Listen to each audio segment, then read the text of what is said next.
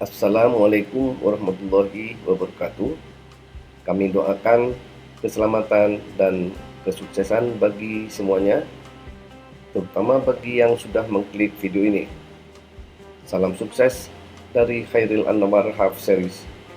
Video ini berisikan pengalaman kami sebagai edukasi dalam hal manajemen dan aplikasi alat-alat berat, yaitu dalam menghitung kapasitas produksi alat, menghitung biaya produksi alat, serta bagaimana cara menghitung jumlah kebutuhan alat dan biayanya dalam suatu pekerjaan atau suatu proyek, seperti dalam pekerjaan konstruksi, pertambangan, perkebunan, atau pertanian.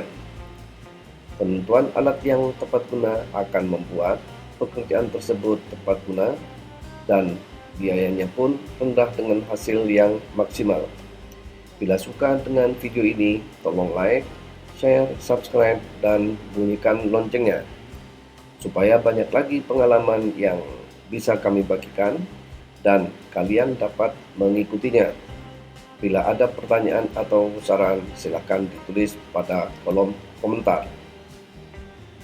Pada kesempatan kali ini, kami ingin menyampaikan pembelajaran dalam hal pengetahuan alat-alat berat, pompa, tongkang, dan kapal keruk yang berhubungan dengan pekerjaan konstruksi atau pertambangan, serta sedikit tentang perkebunan atau pertanian. Semua yang kami sampaikan ini adalah berdasarkan pengetahuan dan pengalaman kami semata, yaitu selama kami bekerja dari tahun 1980 sampai dengan 2020, baik pada saat di kantor maupun pada saat kami melaksanakannya langsung di lapangan. Dalam hal ini, kami juga mencetak dalam bentuk buku yang dapat dilihat dalam buku Khairil Anwar Half Series tentang manajemen dan aplikasi alat-alat berat. Sebelum kami menyampaikan hal ini, ada baiknya kami sampaikan terlebih dahulu alasan mengapa kita mesti belajar dan mengetahuinya.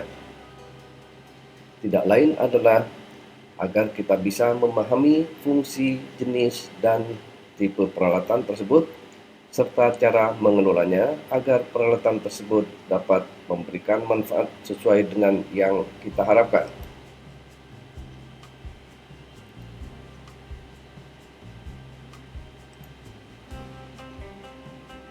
Alasan-alasan tersebut antara lain: 1. Beberapa perusahaan seringkali menghadapi kesulitan dalam menentukan harga penawaran suatu proyek yang dapat dikerjakan sesuai dengan budget yang telah ditentukan, atau seringkali mereka hanya berhitung berdasarkan analisa umum dan sangat teoritis, yang kadangkala menjadi rugi karena analisa biaya yang telah dibuat tidak sesuai dengan realisasi di lapangan. Yang kedua, kesulitan dalam menentukan jenis atau tipe serta jumlah alat-alat berat yang sesuai. Yang ketiga adalah kesulitan dalam menentukan metode pelaksanaan atau aplikasi alat-alat berat yang sesuai dengan kondisi lokasi proyek. Yang keempat adalah tidak sembarang alat-alat berat dapat digunakan untuk mencapai tujuan perusahaan, dan untuk itu harus dipilih yang tepat guna dan ekonomis, mampu berproduksi tinggi dengan biaya yang relatif rendah.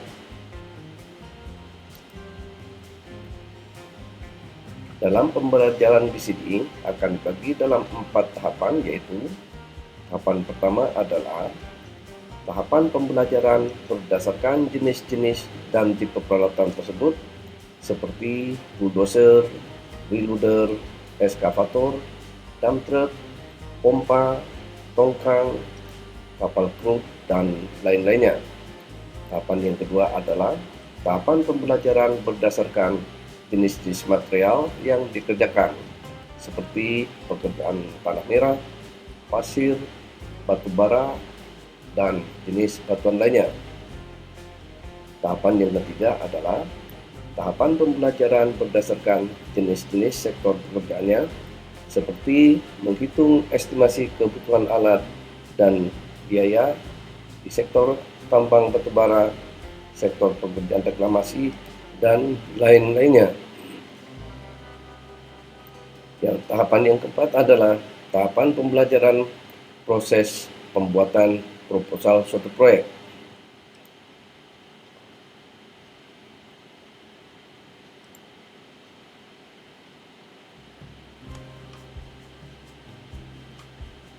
Ada beberapa hal penting dalam manajemen aplikasi alat-alat berat yang akan kami sampaikan nantinya adalah: 1. Bagaimana cara melakukan pemilihan alat-alat berat. Yang kedua adalah bagaimana cara memakai atau mengoperasikan alat-alat berat. Yang ketiga adalah bagaimana cara melaksanakan pemeliharaan alat-alat berat.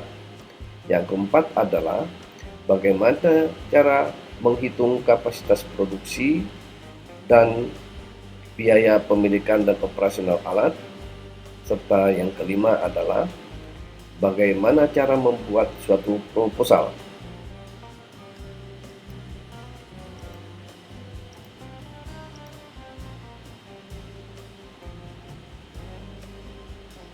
Dalam hal kapasitas produksi dan biaya produksi yang akan kami sampaikan adalah untuk jenis bulldozer, dozer shovel, wheel loader, eskavator, motor grader, motor scraper, kompaktor atau vibro, dump truck, dan wheel traktor.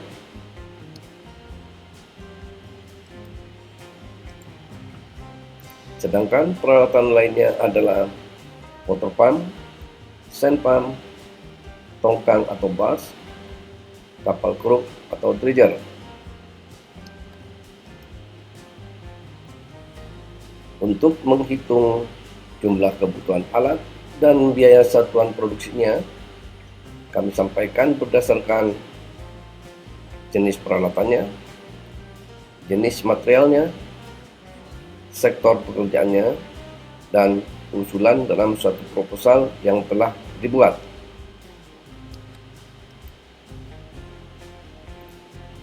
Setelah mengetahui beberapa pengetahuan dasar tentang alat-alat berat yang kami sampaikan, diharapkan kalian nantinya bisa menghitung biaya satuan produksi dari masing-masing peralatan, bisa menghitung jumlah kebutuhan alat dan total kebutuhan biaya suatu proyek, bisa membuat proposal suatu proyek, dan bisa melaksanakan manajemen pengendalian suatu proyek.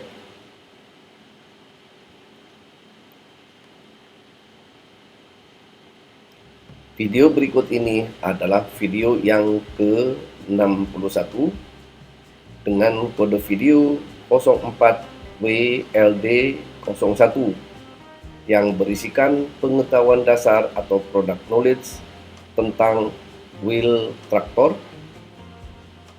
beserta kelengkapannya yang umum digunakan seperti macam-macam bucket, beberapa metode kerja, dan lain-lainnya.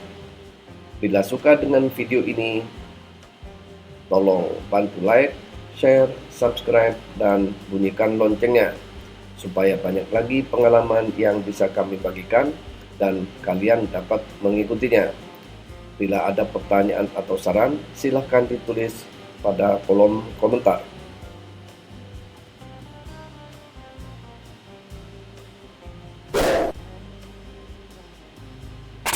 Dalam hal kapasitas produksi alat-alat berat yang akan kami sampaikan dalam video ini adalah tentang wheel loader.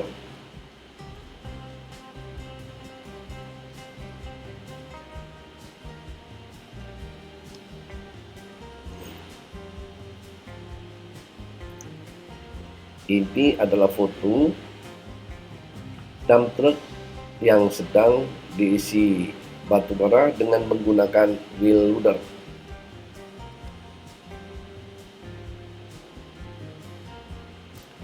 Ini adalah foto wheel loader sedang mengambil batuan.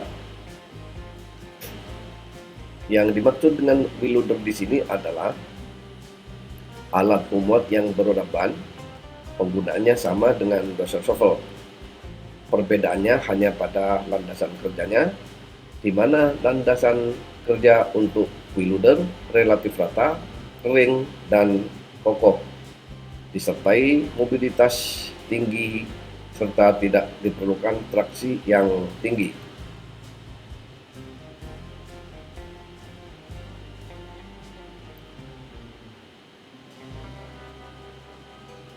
Ini adalah foto side dump paket, yaitu paket yang dipasang pada dozer shovel atau wheel loader yang dapat membuang material ke samping sehingga menghemat atau memperkecil cycle time-nya.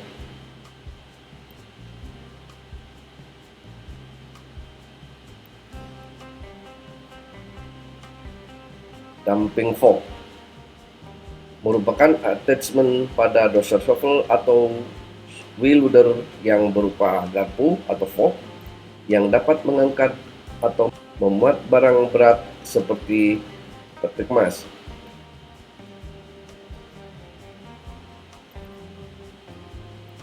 Ini adalah contoh foto wheel loader dengan fork atau garpu sedang mengangkat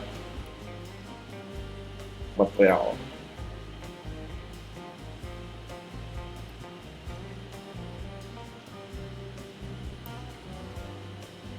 Unself loading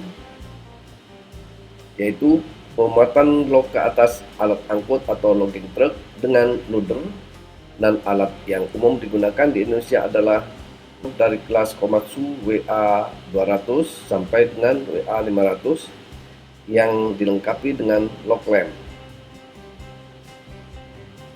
Ini adalah foto lock lamp pada wheel loader.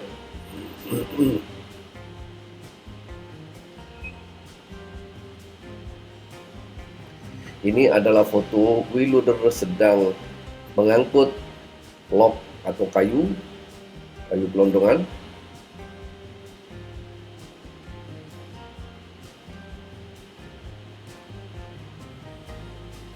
Produktivitas alat pada pekerjaan loading dengan menggunakan wheel loader yang harus dipertimbangkan antara lain: 1. Kapasitas angkat, yaitu kapasitas angkat dipengaruhi oleh nilai static tipping load atau STL. Semakin tinggi nilai STL akan semakin besar kapasitas angkat alat tersebut. Batas aman kapasitas angkat. Untuk kapasitas angkat wheel loader sama dengan 50% kali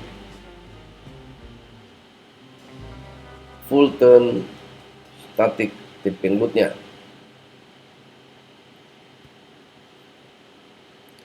Yang kedua adalah static tipping load, adalah besarnya muatan yang mengakibatkan suatu alat terangkat atau terjungkit dalam keadaan statis dengan kondisi sebagai berikut.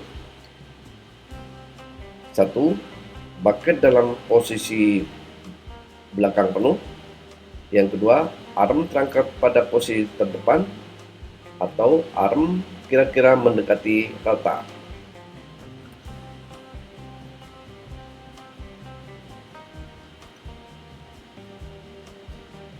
Dan selanjutnya adalah track roller terbebas dari lantai pada dozer shovel atau ban belakang bebas dari tanah pada wheel loader. Full turn static tipping load adalah nilai static tipping load pada posisi saat membelok penuh ke kiri atau ke kanan, di mana nilai full static tipping load biasanya lebih kecil dari static tipping load-nya.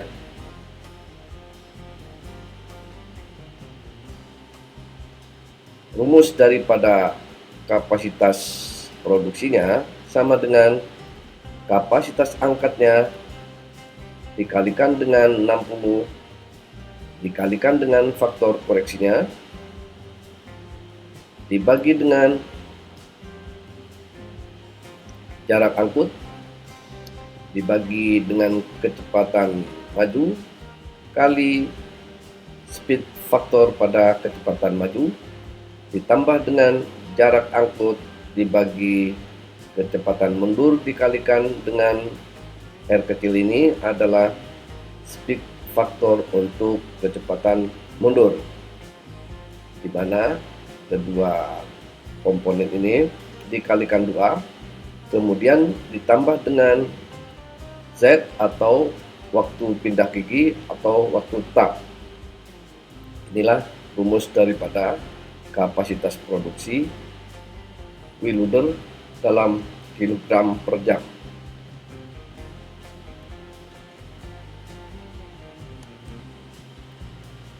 Ini adalah gambaran posisi static tipping load ini. Ini bannya terangkat.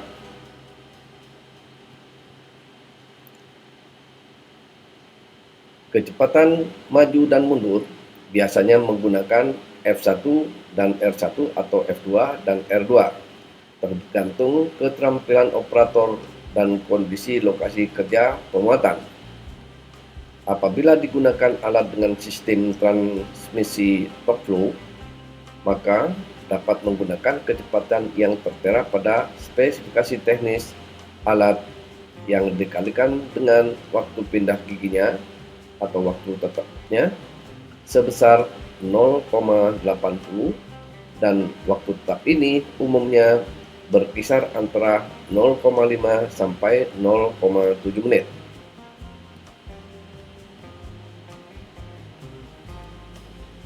Ini adalah foto wheel loader Komatsu WA 500 sedang mengisi heavy duty dump truck.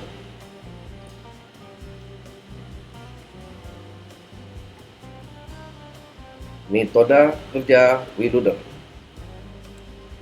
Di sini metode kerja untuk V-shape loading. Ini berbentuk V. Sedangkan ini adalah cross loading. Ini ngambil maju mundur, ini juga maju mundur. Ini namanya cross loading. Yang berikutnya adalah load and carry. Dia mengambil material di sini, kemudian diangkut ke sini.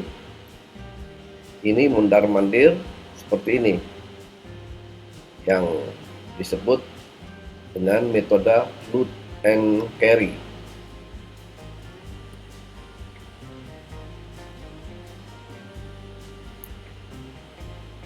Rumus kapasitas produksi yang lainnya untuk wheel loader adalah sama dengan kapasitas bucketnya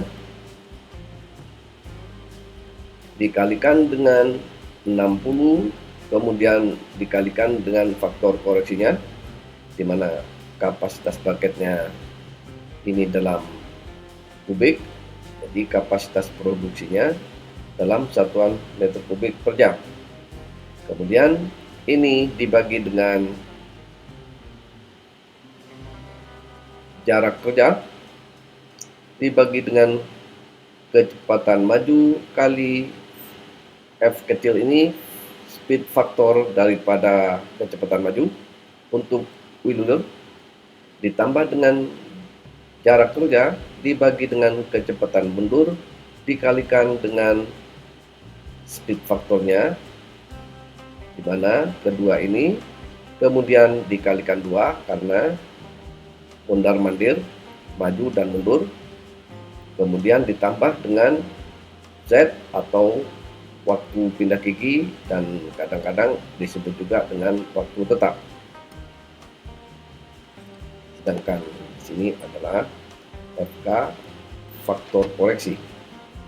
Ada 3 komponen.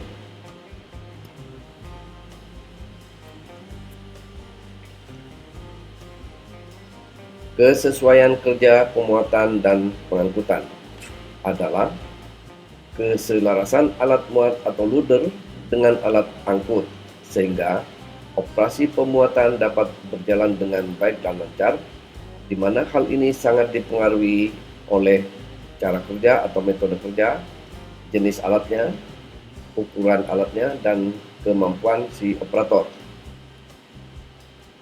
Untuk mengkaji kesesuaian kerjanya dapat dilakukan langkah pengamatan sebagai berikut. Yang pertama, penyesuaian berdasarkan spesifikasi teknik alat, terutama pada saat merencanakan pemilihan alat dan atau penggantian alat dengan petunjuk teknis pemilihan seperti tabel di bawah ini. Ini adalah tabel penyesuaian berdasarkan spesifikasi teknik alat. Loader, ini dump truck, maksimum payloadnya 2, diisi 2 sampai 5 bucket.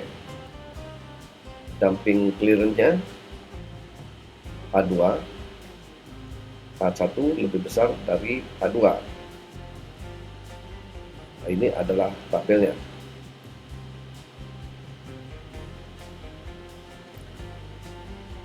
Yang berikutnya adalah penyesuaian berdasarkan pengkajian match factor, yaitu pengkajian yang dilakukan pada saat alat sudah digunakan dengan melakukan pengamatan waktu siklus atau cycle time dari loader atau haulernya. Pengkajian ini lebih dikenal dengan istilah sinkronisasi alat, yaitu pengaturan pola kegiatan kerja dan penyesuaian kemampuan alat yang berlainan jenis yang bekerja sama dalam satu sistem sehingga mencapai keselarasan alat itu sendiri. Ini gambaran daripada dumping clearance.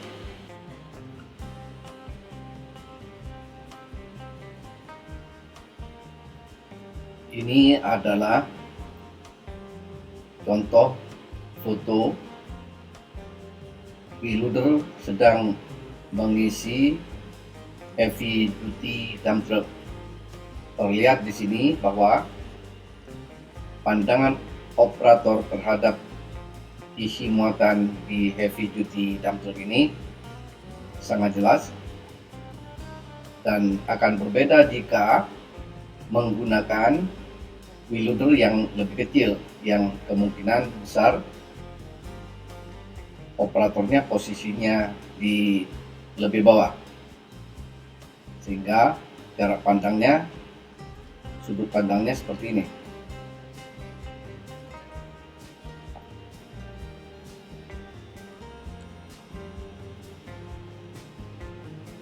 Armada alat dikatakan selaras bila match faktornya sama dengan jumlah hauler atau dump truck dikalikan dengan cycle time loader dibagi dengan jumlah loader dikalikan dengan cycle time-nya hauler atau dump truck sama dengan 1.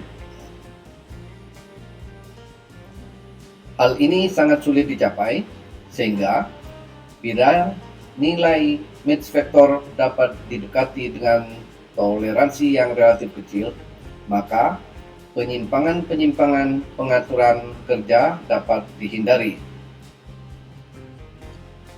Kapasitas paket setiap wheel-loader sudah ditentukan dari pabrik dan dapat dilihat dalam Komatsu Technical Specification Handbooks. Kapasitas bucket akan berbeda untuk setiap jenis material seperti batu, pasir, atau tanah. Dan hal ini juga berpengaruh kepada kapasitas produksi alat, di mana hal ini dikenal dengan nama bucket factor.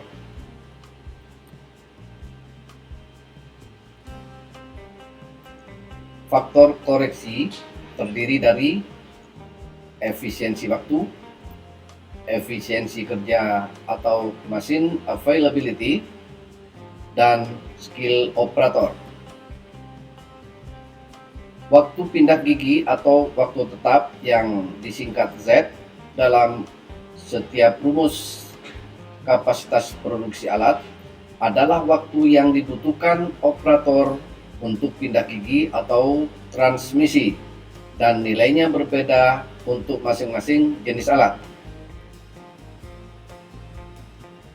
Demikian akhir dari video ini.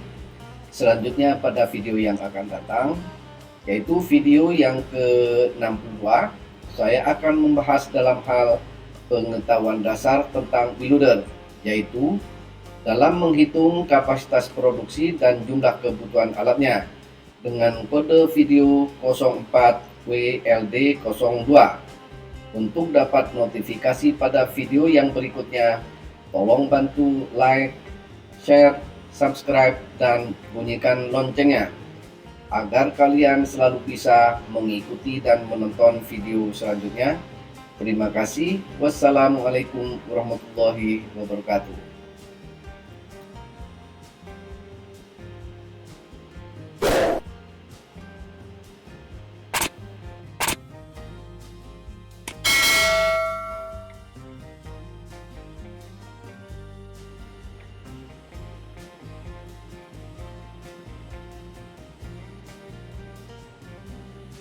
Berikut ini adalah daftar schedule expose video-video yang sudah dan yang akan datang. Di sini tercantum tentang tanggal pengeluarannya. Video pertama tanggal 19 Juli 2021, berarti ini yang sudah keluar. Pada kolom ini adalah kolom kode dari topiknya, seperti pekerjaan pengadaan pasir laut. Ini kodenya 21 PLT 01, berarti video pertama yaitu tentang contoh kasus. Ini video ketiga, keempat, kelima, keenam, sampai ke-9. Berarti untuk pekerjaan pengadaan pasir laut ini ada 9 video. Sedangkan yang ini adalah topiknya tentang bulldozer yang akan dikeluarkan atau diekspos pada tanggal 19 Juli 2001 untuk video pertama dengan kode 02BDZ01, yaitu tentang pengetahuan dasar bulldozer ini. Dan seterusnya, untuk atau bagi pemula sebaiknya menonton dari video-video ini mulai dari urutan 01, baru 02, 05, 03, 04, baru 05. Jadi berurutan mulai dari 01, 02, 03, 04, 05. Akan tetapi bagi yang sudah memahami tentang alat-alat berat dan sudah pernah bekerja di lapangan, lebih baik menonton berdasarkan jenis pekerjaannya. Seperti ini adalah pekerjaan pengadaan pasir laut. Pada pekerjaan pengadaan pasir laut ini, alat-alat berat atau peralatan lain yang terlibat dalam pekerjaan ini adalah kapal keruk, tongkang, water pump dan sand pump, eskavator, yang long arm, eskavator standar, rigid dump truck 20 ton, rigid dump truck 5 ton, dan bulldozer. Sehingga peralatan yang di sini ini yang dibahas berikutnya, yaitu bulldozer, pas bulldozer, eskavator ini eskavator, dan seterusnya. Nah, ini dump truknya, ini water pump, sand pump, tongkang ada 3 video, kapal keruk atau dredger ada 3 video.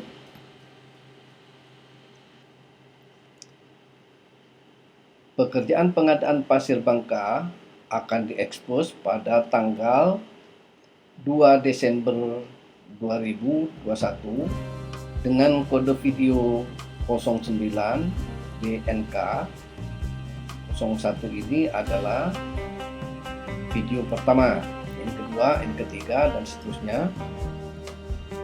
Beberapa peralatan di sini sudah diekspos sebelumnya, sehingga langsung dilanjutkan dengan pekerjaan pengadaan batu split. Ini pun peralatannya sudah diekspos juga, sehingga langsung pada pekerjaan pengadaan base cost yang akan diekspos tanggal 10 Januari 2022. Nah, ini tanda merah ini adalah sudah menginjak ke tahun 2022. Kode video pekerjaan pengadaan base cost adalah 11 BCS 01 dan seterusnya. Ini ada 10 video.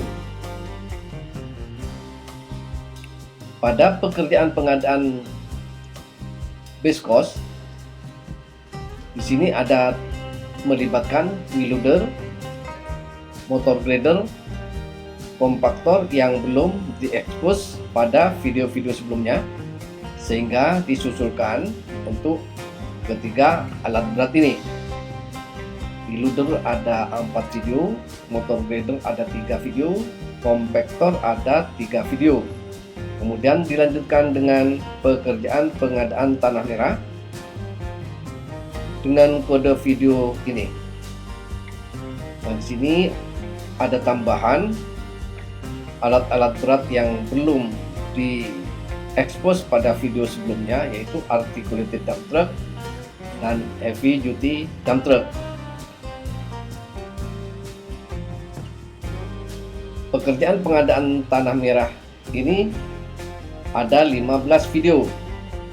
Ini sebagai tambahannya adalah video tentang sifat fisik material, ada 6 video. Motor scraper ada 3 video. Dozer shovel ada 4 video. Ini articulated dump truck ada 3 video. Dan heavy duty dump truck ada 3 video. Kemudian dilanjutkan dengan pekerjaan pengadaan batu bara yang akan diekspos mulai 18 Juli tahun 2022. Ini ada 17 video. Kemudian dilanjutkan lagi dengan pengupasan lapisan batu bara atau overburden sebanyak 40 video.